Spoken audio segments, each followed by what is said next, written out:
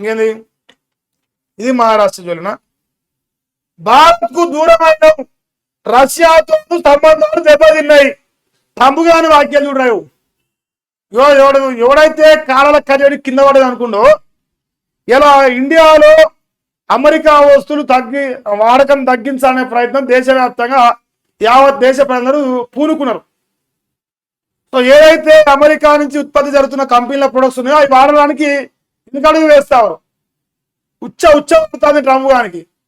ఇవాళ tariff tariff tariff tariff అని ప్రపంచ దేశాలతో పాటు భారత్ ఏదైతే Narendra Modi is my friend అని చెప్పి ప్రెసిడెంట్ అయిన సన్నాసోడు ఇలా భారత్ పైన సుంకాలు విధిస్తా ఉంటే భారతీయులందరినీ ఏకం చేసి నరేంద్ర మోదీ గారు తీసుకున్న నిర్ణయానికి ఉచ్చవాడిపోయి ఇలా కాక భారత్కు దూరం అయిన పాకిస్తాన్కు దగ్గరైనని చెప్పాలి. పాకిస్తాన్కు దగ్గరైన భారత్కు దూరం అని చెప్తే బాగుంటుంది. రష్యాతోనూ సంబంధాలు దెబ్బతిన్నాయంట. అమెరికా ప్రెసిడెంట్ కీలక వ్యాఖ్యలు చేసిండు. ఆ రెండు దేశాలు చైనా చీకటి వలయంలోకి వెళ్ళిపోతాయట. మరి నువ్వేమి చేయవరా? పాకిస్తాన్ వేయవా? పాకిస్తాన్ ఉగ్రవాద ఛాయతో సంబంధాలు పెట్టుకున్నావు అయితే ఆ మునిరు గారిని పట్టుకొచ్చుకొని మనమంట చీకటి వలయమంట. ఇంకేంది మూడు దేశాలు కలిసి కలకాలం వర్దిల్లంటూ సెటారి పెట్టంట. 3 దశాబ్దాల 3 యుద్ధాలను ఆపాయని వెళ్ళాడు. అబ్బో ఇది కలకాలం కలిసి ఉండాలని కొత్తగా పెళ్లి చేసుకుని అడుగుతున్నారు. వాళ్ళు ఆశీర్వదిస్తారు కదా.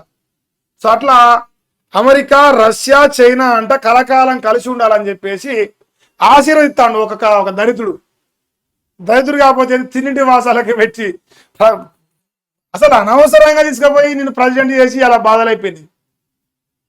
ఈ టారిఫ్ అనే పంచాయతీ ఉండపోయాల మాకు దుర్మార్గుడు.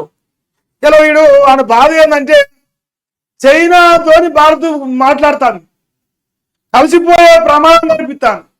ఎందుకంటే ప్రపంచంతో పోటీ పడుతున్న అగ్రరాజ్యాలు 2 రాజ్యాలు ఉన్నాయి, చైనా అమెరికా. సో అసలు చైనాతోని భారత్ కలిస్తే సగం ప్రపంచం దాదాపు 300 కోట్ల జనాభా ఉండొచ్చు యావరేజ్గా అందాజ చొప్పున లెక్కేస్తే 300 కోట్ల 2 దేశాలలో ఉన్నారు. కాబట్టి ఎంటైర్ వరల్డ్ మార్కెట్ మొత్తం చైనా భారత్ చేతిలోకి వస్తాను భయం కాక కూర్చోవాడి ఆయన కడుపులో ఉన్న కోపం మొత్తం బయటకు వదులుతాడు. భారత్తో సంబంధం తెగిపోయిందని రష్యాతోనూ లిబరేషన్ దెబ్బతిన్నదని అమెరికా ప్రెసిడెంట్ డొనాల్డ్ ట్రంప్ కీలక వ్యాఖ్యలు చేసిండు.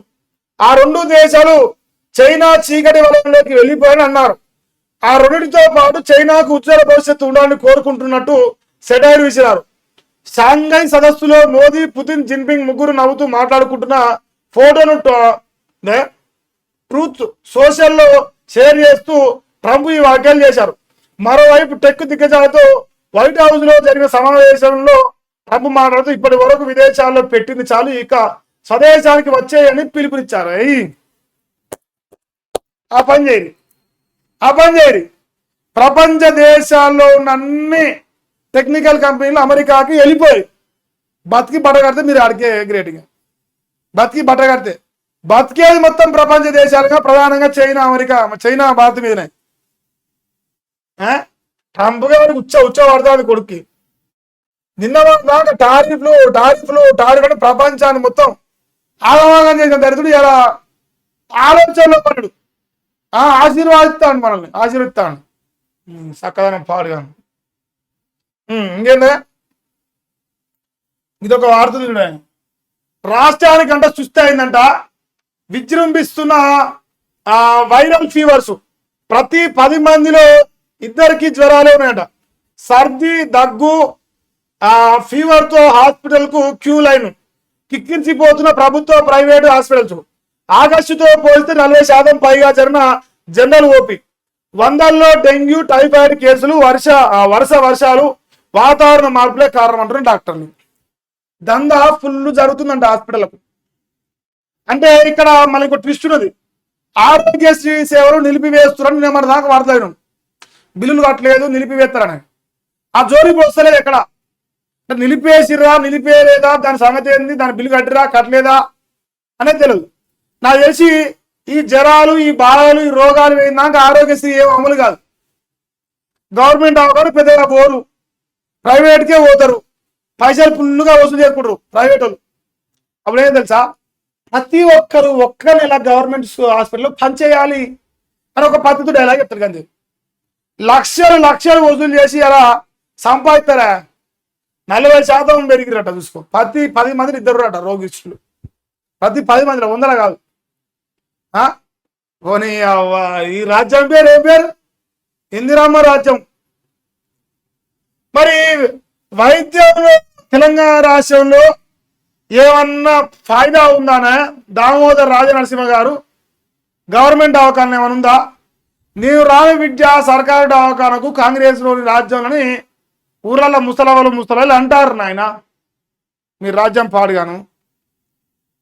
ఇంకేంది, ముంబైలో హై అలర్ట్ అంట, మానవ బాంబులతో పేర్లు అంటూ మెసేజ్ పంపిస్తాడ. ఆ ట్రాఫిక్ కంట్రోల్ రూమ్ కు వాట్సాప్ లో సందేశమట. 400 kg RDX తో 1 కోటి మందిని చంపుతామని బెదిరిస్తాడ. 14 మంది పాక్ టెరరిస్టులు ఇండియాలోకి ఎంటర్ అయ్యారు. ఇక లష్కరే జిహాదీ పేరుతో హెచ్చరిక, అప్రమత్తమైన పోసంట. 400 kg RDX తో ముంబై నగరంలో 1 కోటి మందిని చంపుతామని బెదిరించారు అన్న. 1 కోటి మందిని అంటే టెర్రరిస్టులు ఏ స్థాయికి, ఇది మరి వాస్తవమా కాదా? కానీ అలర్ట్ అయితే అయింది అక్కడ ప్రభుత్వం. అలర్ట్ అయిపోయి ఎక్కడికక్కడ ట్రాఫిక్ లో పూర్తి స్థాయిలో కంట్రోల్లో తీసుకుంది. ఎవడొస్తాడు, ఎవడు పోతాడు, ఎవడున్నాడు, ఏంది, నిజమేనా ఫేకా నిజమా అనేది ఇవన్నీ విషయాలు వాళ్ళు బిజీగా ఉన్నారు.